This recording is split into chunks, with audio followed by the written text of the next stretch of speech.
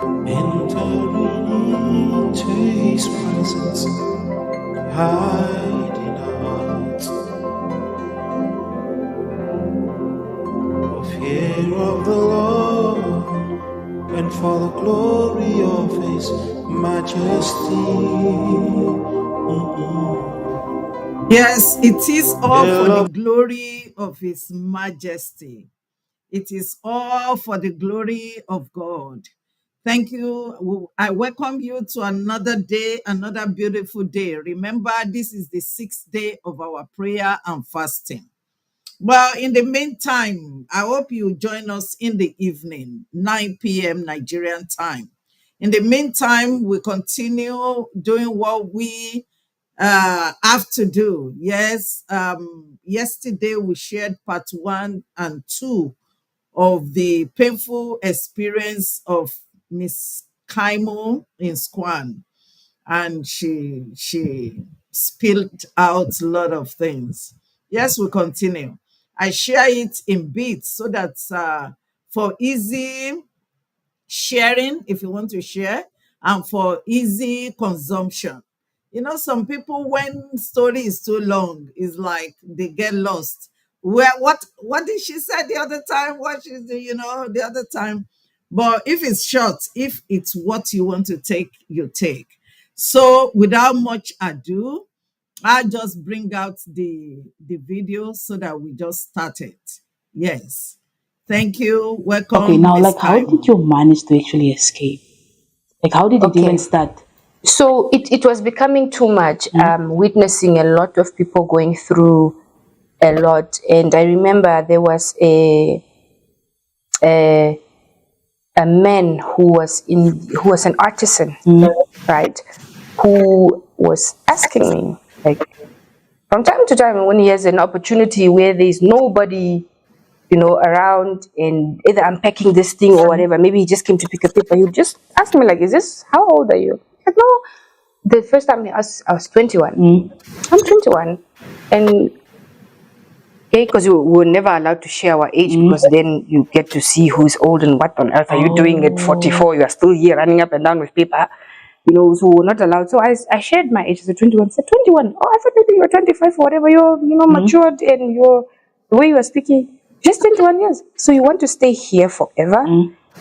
That was a question, because I also used to ask myself, well, when they're at the age of 17, 18, 19, I started asking myself, do I really want to stay here forever? So when he said that, it was like a wake up for me. And I said, the anointing, all these things that we were used to saying, all Yeah. this rubbish that we were told to say, Eh? the anointing, the school,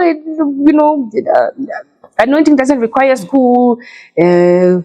God's word is a standard for life. Mm. Being a disciple, this. I gave him all those codes. Say, my friend, leave all that one. Was he also a disciple, or was He he was also a disciple, mm? but he was an artisan. Whatever skill you came with Mm. to Nigeria, Yeah. he was ready to make you go and continue with it. Like, because Oh. I said I did some internship Mm. at a radio. Mm. He used the speaking skill to make me speak more. So Oh. he, before he came, was an artisan. So Mm. he was fixing, used to fix cameras, and he didn't Ah. really mind to educate certain people Yeah. to increase. So Mm. that was his domain. Mm. And because I was working with the cameras Mm. a lot, so sometimes I would go drop a camera at the workshop and then show what the problem is. So that was the opportunity that we would have to talk. Ah. And then he asked, okay, you're 21. I said, no, the anointing of God doesn't require school, blah, blah, blah, blah, Yeah. blah, blah, all these things that we Mm. were taught to say. I said, leave all that. I know all that. Mm. But do you want to stay here for the rest of your life? Look at the job you are doing. You are a young girl. Mm. You can go and become something. Don't you want to start a family? Yeah. Don't you want to be free? Because I was not free. Mm. You are not free because you are first in your mind, you are imprisoned Mm. to even think freely, because everything required you to talk to him. Yeah. So he was asking me if this is what I continuously wanted to do Mm. for the rest of my Yeah. life. And I did mention, and I said, no.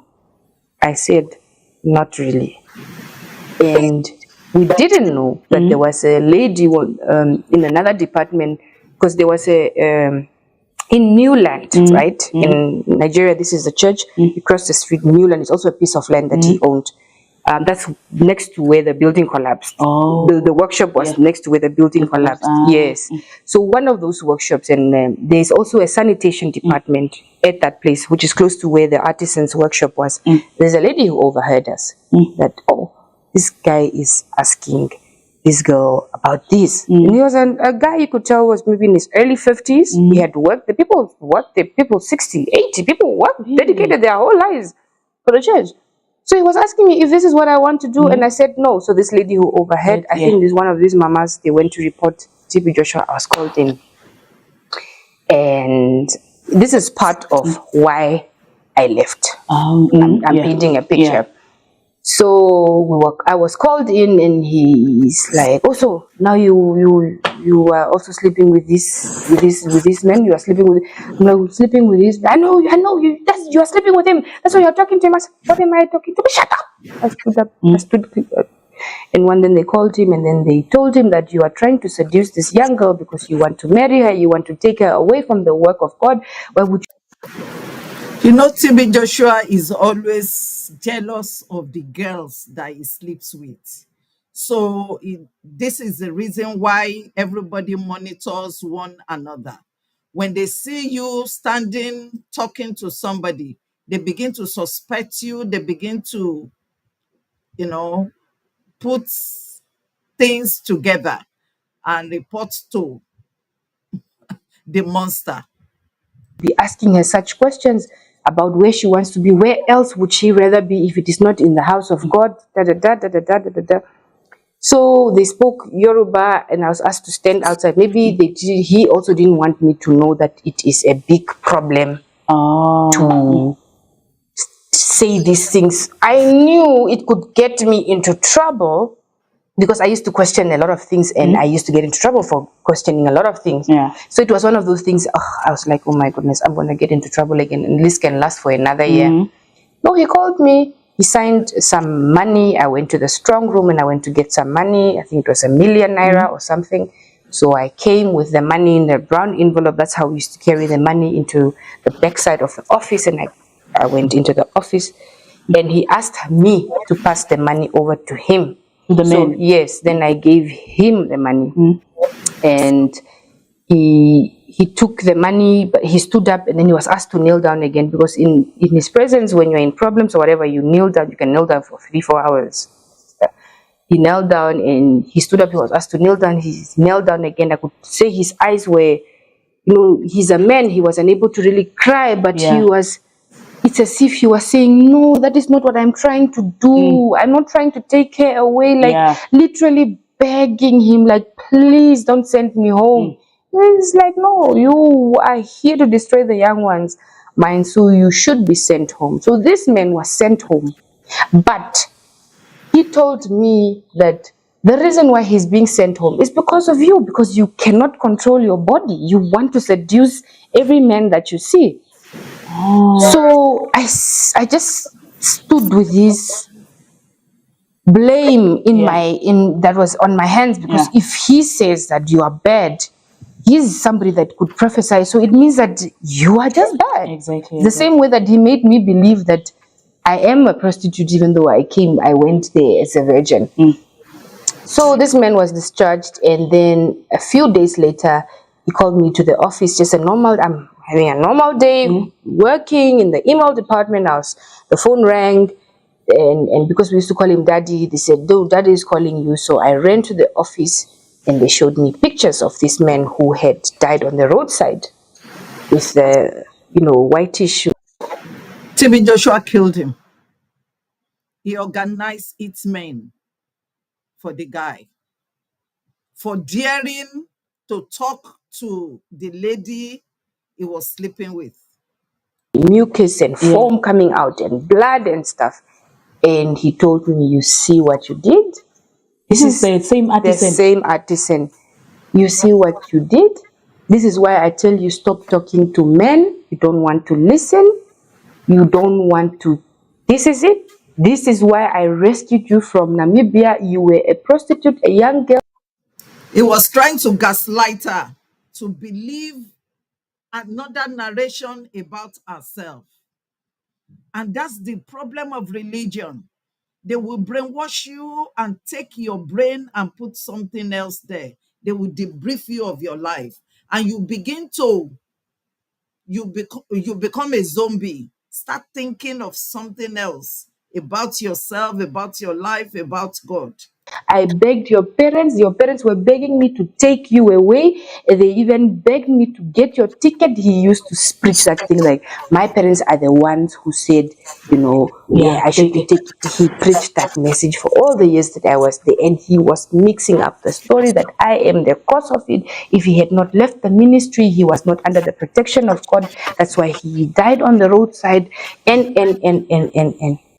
Can you imagine? He staged it in a way that will sound a big warning to other disciples that want to do that. Why is it?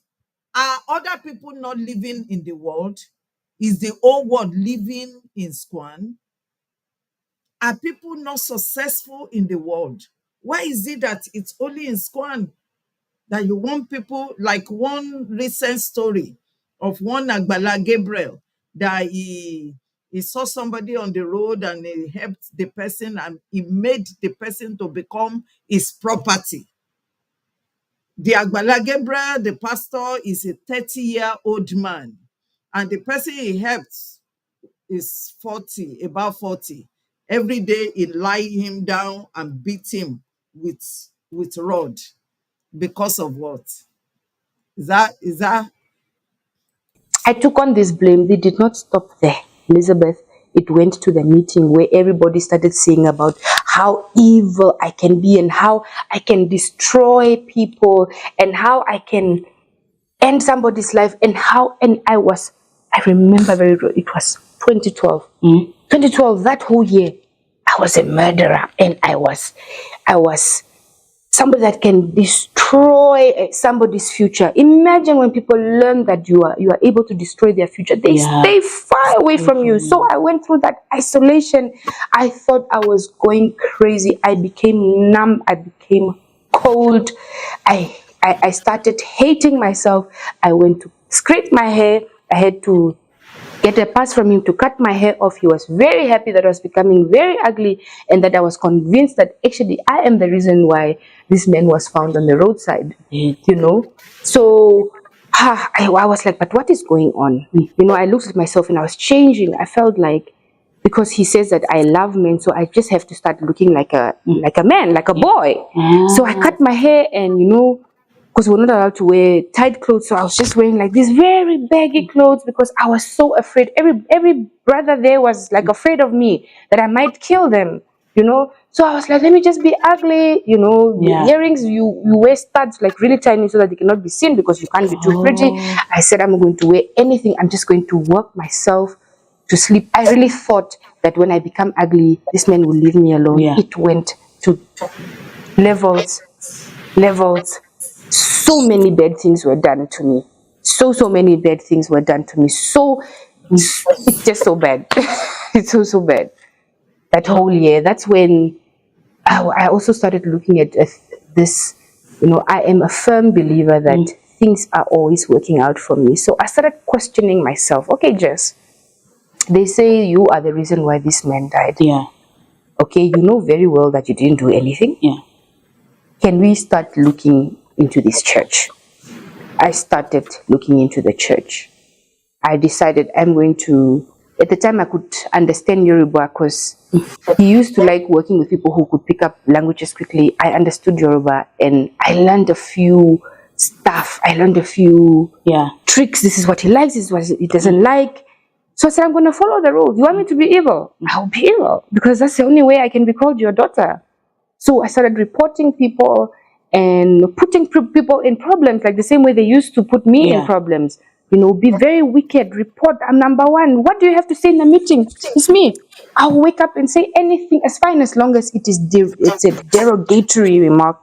I don't know if the video of me going under deliverance is still there on the internet, but if not, we could play a clip for you to know how you have to speak bad against a person and against yourself. I did all these things, Elizabeth, and I gained his trust. Then I became a coordinator in the camera department. Not these things did not fulfill me. I was still dying on the inside, because why is it that when I am wicked is the only time that this man can kind of let me rest? You know, I had fewer people monitoring me. I was like, what is this? You know, I started just like having more moments of silence to just, because we're not allowed to fast without letting him know. So I started fasting because I wanted to know what the things that he doesn't want. I started fasting. And in the prayer rooms, we were not allowed to go in the prayer room when we are on our period. You know, if you do that and somebody knew that this is when your period starts, because I told you, you have to tell people so that they keep track. If somebody knew your period starts from this. What we are saying in essence is that TB Joshua couldn't see. He only based on his prophecy on information. What this lady said now, I think I've done it many times too. Where under my messes, I go into everywhere and I was not discovered. Point to that point in your phone, the prayer room is a problem. Another isolation, another conspiracy. Blah, blah. I went in there, nobody knew that I was on my period. Okay, I went in there, the prayer room. Okay, nothing happened to me. God didn't come out. He didn't thunder, not strike me, like the way they always say. What is really going? Okay, let me try something else. I think there was a pass you needed to do. Anyway, there was a pass we needed to do something. I didn't take that pass, and I just went to do it. But because I'm like now also in his books, I didn't have to. But it was as if you don't get a pass from that, God does not approve your decision. I said, what? There is nothing happening. There is no prophecy here. I started getting closer to my Nigerian friend. We are still very, very close, best friends today. Started getting closer to her, and you know, from time to time, still moments with her just to talk about, oh, this person is in trouble. Why are they in trouble? So I would ask, why are they in trouble? No, it's because they didn't ask a specific question about this. Or, you know, when she started giving me insight about the place, then we started seeing that a lot of women are being taken advantage of. We would see with our eyes that this is somebody who is going through the most. This person they're being perpetrated, and we started sharing information. Mind you, you're not allowed to be close to somebody, and I had gotten into so much trouble being close to this Nigerian sister and a friend of mine. So that's when I started. Oh, this place is actually not real. So then we were in the camera department. I was heading the department. If you are heading the department, you get directives from him about how to shoot and what to do and when to cut the camera. And when, like I spoke on one of the interview on BBC, that they used to induce. I'm trying to ask her, who is that your Nigerian friend? I'm interested. Labor injection, you know, labor pains for women to give birth, but then it will be as if it's an anointing water that made the woman give birth, because that part is not shown to the world. I started being part of this crew that was arranging fake miracles. That's when I was like, so I was right all these years that I've been questioning things and getting into trouble. When they say, TB Joshua stretch hand and baby comes down, there are some things that they must have done behind the scene before it gets to that level. Giving people castor oil to drink in order to push baby. When they see the baby is at the tip, they quickly put the pregnancy woman on. This is why this man was found on the roadside, because he was trying to make me wake up about what is really going on in the place. I had to stay for a concentrated period, 2012, 2013, pretending that I was okay with the fake miracles. I was okay with whatever, because people in those years, they started disappearing. People started dying. People started running mad. People who had left the ministry abruptly and gotten married, their husbands would also just be found dead. And yes, so many bad, dark things started happening. And that's when I started saying, how do I live? I had to sit down and plan. And I started talking to my friend about it and started asking her, so what do I do? How do I live? And we came up with different ways. You can't just up and say you want to visit home. There must be a reason. Yeah. He is the one who tells you, oh, you stayed too long, visit your family for a while. I'll send you with brother so and sister so. Then you go together. No, he was not saying, I'm sending you with brother so and sister so to go together so they can monitor you. He's saying, I'll give something to you. Maybe then you can share with your family, but I'll give it to them. It can just be a word of encouragement or whatever. Really? Yeah. Okay. So you're under the impression that these two people have a message, maybe a prophetic message to my family or something. You know, maybe he wants to talk to your mom. Maybe he has seen a vision. You know, he makes it sound in that way. You can't just decide, because how do you know, are you hearing from him? He's the only person in the whole world who can hear from God. So how do you go? I sat down and it was getting... time is going now. I'm 22, I'm going to 23. What do I do around this period of my life? How do I live? I sat down with it and I had to come to a point where I trust my higher self to guide me, the inner guidance to guide me. Yeah, so my higher self to guide me as the days go by, and I came up with an idea. Maybe I should become a prayer line phone coordinator. So it's a suggestion. I don't know how and what I did to get there, but I know I earned his trust so much that he could just appoint me to head any department, because I was able to lead and I was on his, or every leader of any department needed to assure that he or she is on his side for the mission to save lives, change nations, and change the world, you know. So I became a prayer line phone coordinator, and the coordinator is the only one who was allowed to have airtime, you know, to either call back. Prayer line is to pray for people. Right? So if you have a complicated case that needs a follow-up, you as a leader, you buy airtime, and you either take the phone from the prayer warrior and you call this thing, because you know better, you know how to speak, you know how to advise. Mind you, he took the speaking thing to another level. So you were actually praying for people and advising? Yes, and advising people under those conditions and circumstances. So I don't know, there was a complicated case. I bought... Praying for people and also, you know, being on his bed all the time under fornication and adultery.